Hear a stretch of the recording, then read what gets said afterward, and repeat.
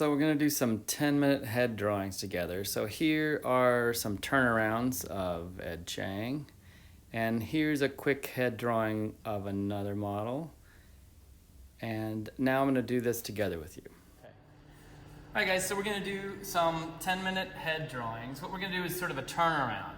So even when the model's facing away from you, you still want to draw the whole head because if someone had to, say, design a toy or something from your drawings, they need to see what it looked like all the way around. So we're going to start just like we do with the figure. We're going to start loose and pretty light. I want to make a map, right? Look for the whole shape of the head and look for big things. You know, we saw some Michelangelo drawings. He sort of figures out where the brow line is and the midline of the face. That kind of stuff's really useful to keep the features aligned so they don't drift out of place with each other. So I'm going to just really lightly map out each of the features. So I'm looking for the brow line, the eyes, bottom of the nose, top lip. I just want to start mapping things out.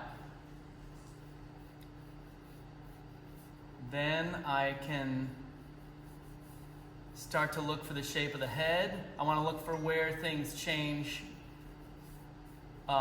direction.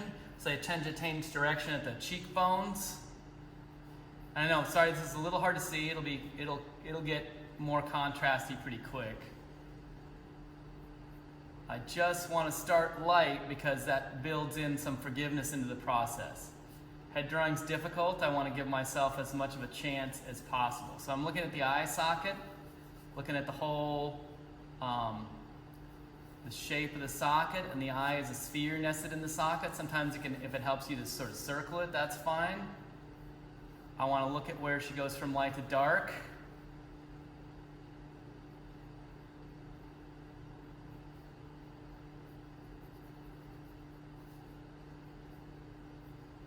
And you notice I'm not like trying to get one feature right and then moving to the next feature. The big thing is to place everything well. So that's why it's staying a little bit hard to see, is because I'm being very careful, trying to sneak up on where things are, keeping the overall structure in mind. Looking at where she goes from day to night like a planet. So I want to draw in the night side first.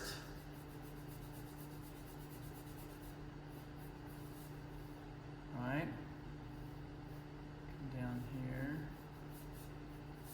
So once I start to get a little bit of a map, you notice again I'm staying really light everywhere. I'm not digging in too hard in any spot until I get everything addressed. I'm trying to stay very patient. I know this can go wrong pretty easily, so I want to be light. Now that I have a little bit of something there for all the features, even though it's very light, I'm going to start to figure out where I want my lights and darks. And I like drawing on this toned paper because I feel like setting up the values more quickly. The toned paper is easier because I have white pencil and I have like a reddish pencil. So this is Lyra Indian Red, and this is just a Prismacolor white. So I'm going to map out all the features, start to set in the eyes. Now when I want to start to set in the values, our model's hair is very dark, so I have a real safe place over here, right? If I was going to do the eyes where it's also very dark, that's a little scarier. If I go over here where her hair's in shadow, I can dig it in pretty dark. I'm not that worried about my drawing being, being off, because I have a lot of forgiveness over here, So now that I know I went that dark, I can go ahead and start carrying those values over into the rest of the features. All right, I'll go a little darker. Start going darker in the eyes. Hair.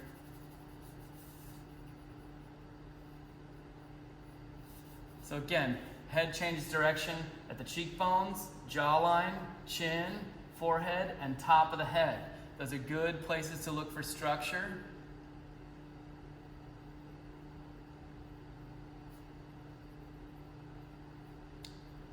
Now I have a little bit of shadow indicated everywhere. I'm really trying to go about this a lot by value, by how light or dark things are. It's much more forgiving. I'm not drawing lines around everything. I really want to sneak up on things by value. Value is a little bit more forgiving. If I want to move the mouth up or down a little bit, or the nose, because I don't have a line around things, it's going to be easier to nudge things around.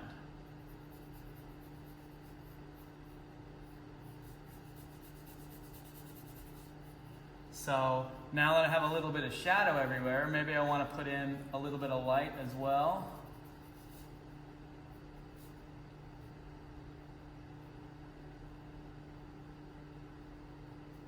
Right, I can switch to the white and start to carry in. Now if I'm careful, I can use the paper tone almost as the value in the drawing, so I don't have to cover the whole page. So I'm just thinking of her head almost like a planet. So I'm just using the white where the direct light is hitting her, and I'm using the dark for where she's in shadow, right? I'm not mixing them back and forth over each other. She has a little triangle over here. Even photographers still call this a Rembrandt triangle. It's in a lot of Rembrandts. And he always has that little shape. Same thing with the lights as I start to come up into the light. Fix. Now the nose, again, it's easier to think of planes changing direction for the nose.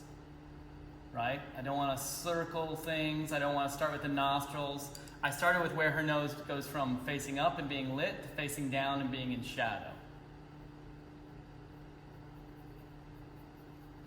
And you guys know from your beginning drawing classes that cast shadow is darker than the shade, right?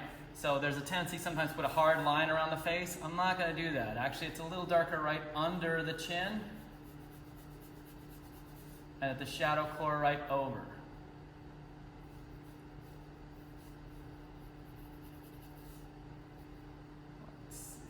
Now I can start to dig inside my values a little bit more.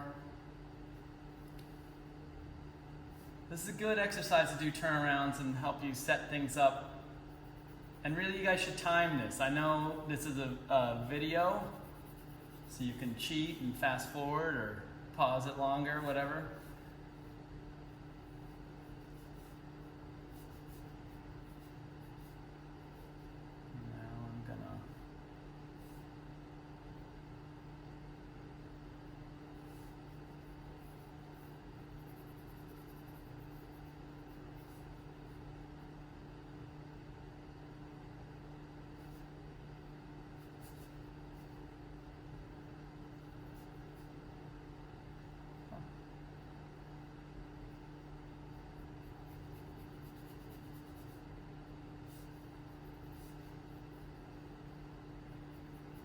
So you can see really clearly here where her head goes from facing forwards to where it goes into shadow. Think about where the planes are facing if you have trouble making decisions about light and dark. Where her face faces forwards, she tends to be lit. Also, as I start to put the values in, the skull faces up more at the forehead than it does down here. So when I start putting lights in, I don't want to have the same value everywhere I have lights. Otherwise, it'll flatten out the drawing a lot.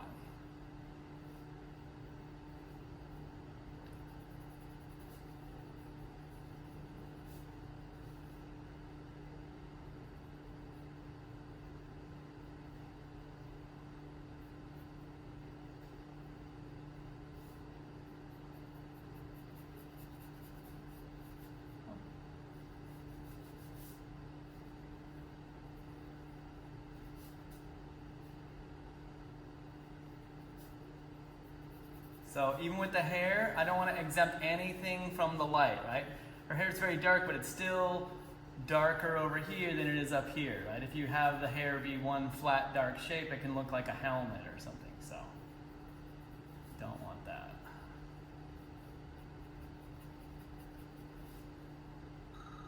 All right, so now our model's gonna rotate. So you guys are gonna go do drawings all the way around. So I'm just gonna do the first two on this, so go ahead. So now we have, actually can you go straight profile? Like to the, yeah, that's good, thanks. So now I have her facing this way. I'm gonna start the same way, light. Also, do them the same size, because if the nose is in the right place, you can kind of carry the features over, right? If here's the top, it can help you, the drawing before can help you set up the features on the following drawing, right? So if I have her head there, right, I'm just gonna start light. See, I got tempted to get caught in the small details too quickly. I'm not gonna let myself do that. And again, I'm really lightly just trying to map out the features. So I'm looking for the brow, bottom of the nose, top lip, chin, right? I can kind of carry them over from the previous one. And this, so this Stonehenge paper, you can erase a tiny bit with colored pencil, but not too much. Colored pencil doesn't really erase once you dig it in. But I want to be really careful about placing the features, because my map is the most important part. So you have a little stray line up there.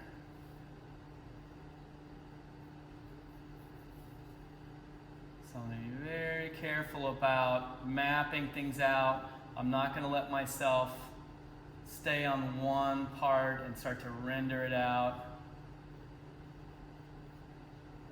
It's really like moving from part to part so I get an overall idea of where things are. You recognize people pretty quickly, right? You recognize them before you see details. So it's important to think of those things and get the big things in the right place. So from the side, we know the brow line is about the top of the ear, bottom of the nose, bottom of the ear. So I can kind of carry these straight back. You want to be careful not to have the ear creep too forward towards the face. Tends to be from chin to brow, is nose to the front of the ear. So that's about where her ear should go. I can just check it on our model quickly. Looks like that's about right. So I don't want the ear creeping forward into the face too much. So again, I'm starting light. I know it's a little hard to see at first, but I just want to make sure I don't want to bring a ring to a first date and like, okay, that's how it is, right? Try and dig it in too hard. The other thing about going in hard is that you convince yourself that that's what it is. If you state it too firmly, you're more psychologically resistant to change it. And since I know I'm going to be wrong, all these decisions I've been made about where the features are, I've moved all of them a little bit. Right? Nothing, I didn't put a line down that stayed put. The features are carrying over pretty well from the previous one, which is good. But I'm not, if I see something that needs to be fixed, I'm not going to believe what I have. I'm going to change it. Right? Even if it hurts when you change it, that's okay. If it hurts a little bit, it can be good even, because that's what makes you remember. And then the next time you draw the same thing, you remember a little bit better and you get more accurate. So even if it hurts a little bit, you want to make the change that you know needs to go into the drawing.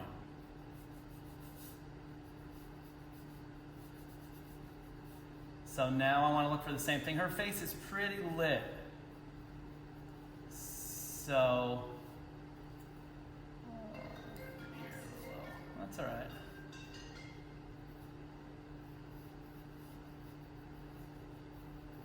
So now, same thing, I'm just gonna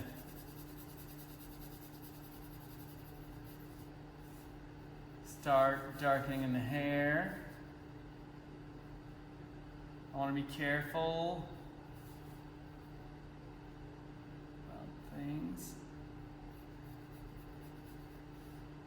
nice.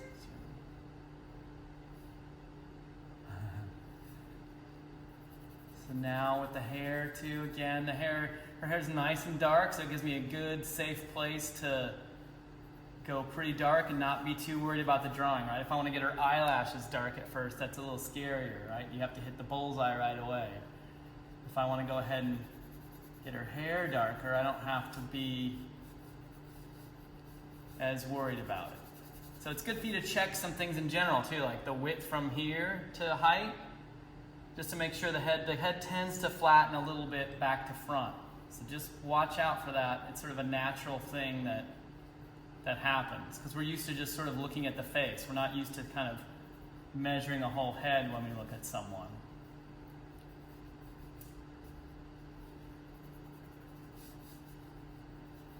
So now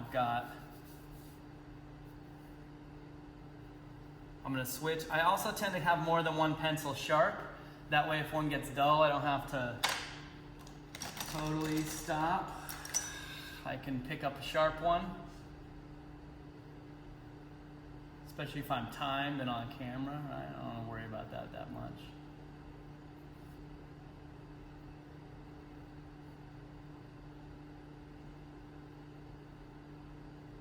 Now I'm starting to incise things a little bit more. Again, where I start to carve in my contour lines, I want to have them where she's darker, right? I'm not going to carve a hard dark one in where she's lit. I'm going to carve them in darker where she's in shadow. So here on the chin too, I was talking about over here that cast shadow is darker than shade. So the cast shadow under her chin is a little bit darker than the shade on her chin, right? So I go a little bit darker here. This is a little bit darker than this.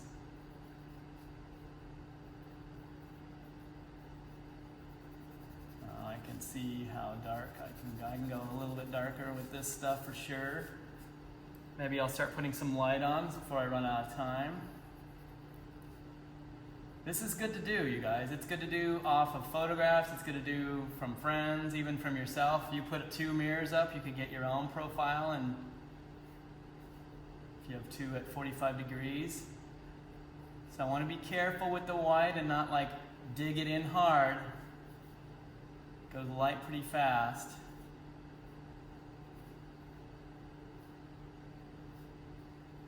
So where is she? She's the lightest maybe up here, or maybe right about here.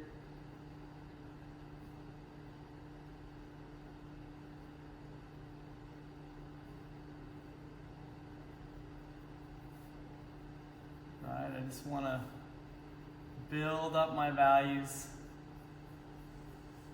slowly. Be careful about it. Be really careful about the drawing. And I notice the highlight's not right at the outside contour line of the nose. It's actually a little bit lighter right in here where it turns a corner into the head. So I'm not going to have like the contour line at the front be the lightest light, right? Because that's not what's going on. It'll change the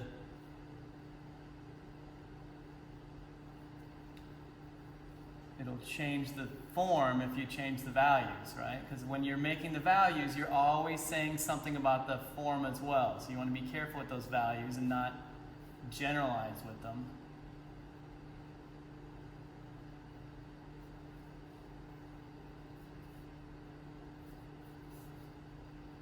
All right, she's darker back here.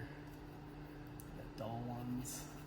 So a duller one I found easier to put some of the value in, especially like her hair, the texture of it is like a little bit, like if I use a little slightly fuzzier line, it's a little bit more like the texture on the hair.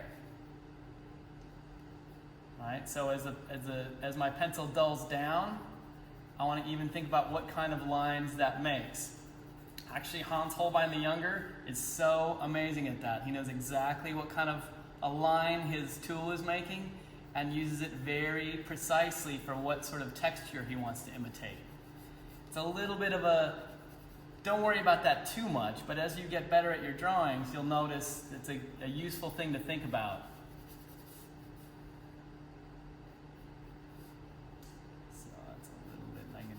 this in a little darker. That's actually pretty dark. So now I can start to build up my values a little more. The neck, again, has a little bit of a forward thrust to it, especially from the side. So be careful if your neck's too straight up and down. All right? It's hard to make your neck go straight up and down from the side, and you end up sort of cocking your head way back.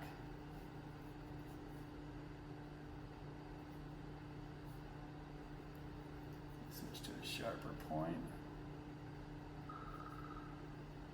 All right, so I'm going to switch and do the next two in time lapse. It'll go a lot quicker, but we're going to continue and just sort of have her rotate all around. So build up your drawings. So I meant to time lapse this next part, but instead I just double speeded it, which still speeds it up a little bit. So again, I'm using that Lyra Indian Red colored pencil, which works pretty well. Although you could draw along with this technique and draw with a lot of things. I like the Indian Red and White. I've seen a lot of good drawings. There's some Bernini drawings where he draws with red and white, which I would advise you all to seek out. They're great. I have one in the course in the pages for you that the Getty owns. So that little thing that says Caran d'Ache on it is a pencil extender. So I like these pencils a lot, so when they get short, I hate to waste them. So I'm carrying over the features from the previous head, trying to map it out, move around the whole drawing, not get trapped in any of the features, although it looks like I'm getting a little caught up in the mouth there. But really, this drawing starts pretty light. I'm trying to make big decisions quickly so I can map things out. And the light has stayed in the same place and the model is rotating around on the stand. So her face is going to be in shadow, which is why I'm starting to go over the shadow on the right side of the face. So I'll start to incise in the features a little bit, really, because we're going to focus on that right side. So I'm really just trying to get those things right and then move around, carrying over, just checking a couple of proportional things, looking at angles. Really, at the early part of the drawing, you can't do this kind of thing enough. So you want to estimate and then check. That will make you accurate more quickly, because if you always start by measuring, it can slow you down and you don't necessarily get accurate that much more quickly. But if you take an estimate and then check it, you're verifying how well you saw. So it'll make your eye a better measuring tool more quickly. So now I'm starting to shade in a little bit of the plane break on the shadow side of the face. Getting a little bit of detail there for the ear. Notice I'm building up everything pretty slowly. Right? I'm not, although I have the eye a little bit dark. Now her hair is going to be darker on the right.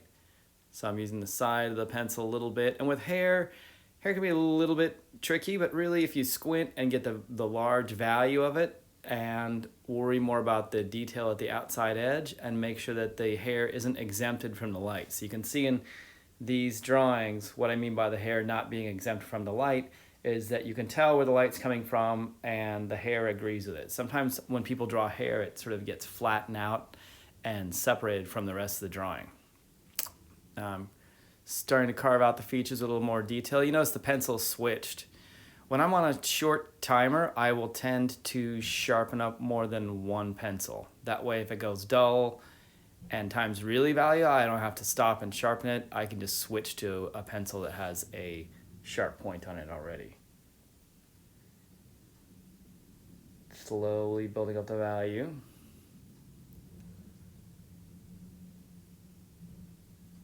Right, digging in a little bit more. Now I'll switch to the white, throw in the lights.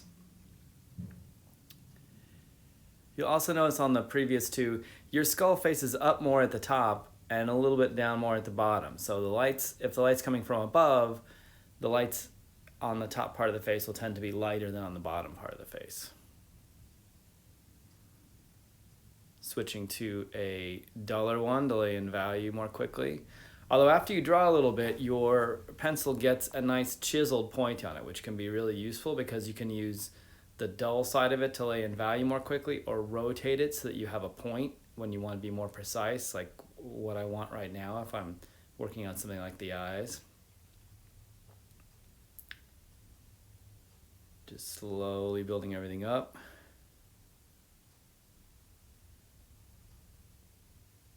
Sorting out the ear. The ear you can divide into 3 rough parts. The ear is a thin plate of crumpled cartilage, so it looks complicated. But your lobe is about, you can divide it into roughly thirds. Your lobe would be the bottom third, concha, or the main little section of your ear in the middle, where it recesses in closer to your skull, is the middle part. That's another third, and then the top part a third. So you can divide it up that way if it helps you see it proportionally. You can see that darker middle part in roughly the third section of the ear there. And the ear also have it angled back a little bit. So now I think we will switch and do the last one. Let's see what we got here. Carrying over the features. Moving the drawing board over so I can have it as close to the model as possible. So the better you can see the model and your drawing at the same time, I think the easier it is to sort of check. There's a way of measuring called sight sizing where you actually keep them lined up. It's a little bit of a digression at this point, but sight sizing would be where I keep the top of her head the same on the page as it is and have the model just to the right of the page where I can match them up easily and measure that way. It's a little more complicated than that, and it takes some getting used to, but if you get used to it, it can be a good way of measuring. I'm not doing that, but I do like to see the model in my drawing with as little turning around as possible. So now she's facing away from me. Her features are very compressed on the right, so I'm really trying to just, again, start light, map out the large areas. It's good I can carry the features over. Although she went up a little bit, they're still roughly the same size. Maybe that little eraser I just used, I like those things. They're very fine. It's a Tombow eraser. Has a pretty fine point on it, and you can use it to erase out fine detail. You can get them in a lot of places. I think Amazon has them. So now, slowly building up. Her face is turned away, so it's going to be mostly in shadow. So her ear there and the back of her neck are mostly where it's taking light. So I'm just laying in a little bit of light there quickly and trying to map out the large things, and then I will resume with addressing the whole drawing and the features of the head. Starting to build up value. So now I have a pretty large dark area, so that's kind of good. I can just lay it in a little bit more freely and not be too worried about the detail. And then I know what sort of range of value I have to work with, because the dark's on her skin, except for very limited parts, maybe in the nostril, down plane of the lip, won't be as dark as the darkest dark on her hair. So I want to be very sure about where the features of the face are going to go before I dig in hard darks on those features. So still building up everything little by little. It's good that dark on the hair helps me know what I have to work with. I could probably even go darker. Now I'm just trying to refine the features of the face because it's all very compressed and delicate because she's facing away from me. Carve out the chin. Set in the shadow under the chin a little bit better. So really just building up the values, kind of testing, pushing in a little bit harder, seeing how dark I can go.